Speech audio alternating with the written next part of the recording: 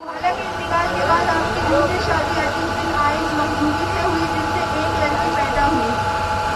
عتیق کی وفات کے بعد آپ کچھ دنوں بعد عتیق کی بھی وفات ہو گئی۔ آپ نے اپنے باپ اور شوہر کی چھوڑی ہوئی جائیداد کی طرف توجہ دی اور کاروبار کو کامیابی کے ساتھ سنبھالا۔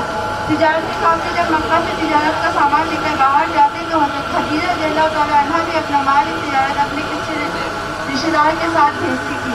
جب آپ نے حضور صلی اللہ علیہ وسلم کی امانت اور سچائی کی شہادت سنی تو کہنا بھیجا، کیا آپ میرے تجارتی کام میں شریک ہوں گے؟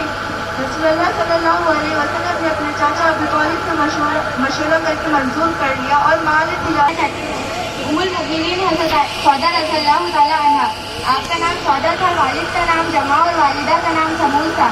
آپ لوگوں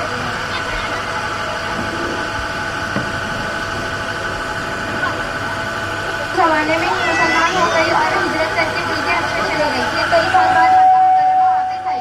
آپ کا پہلا نکاح حضرت عباس محمد رضی اللہ تعالیٰ عنہ سے ہوا جو حبشہ کی ہجرت میں آپ کے ساتھ تھے اور جن سے عبدالرحمن پیدا ہوئے۔ حضرت عثمان رضی اللہ تعالیٰ عنہ کے انتقال کے بعد حضرت سودا رضی اللہ تعالیٰ عنہ نے سب کرنے کے حضرت نبی صلی اللہ علیہ وسلم حضرت سودا رضی اللہ تعالیٰ عنہ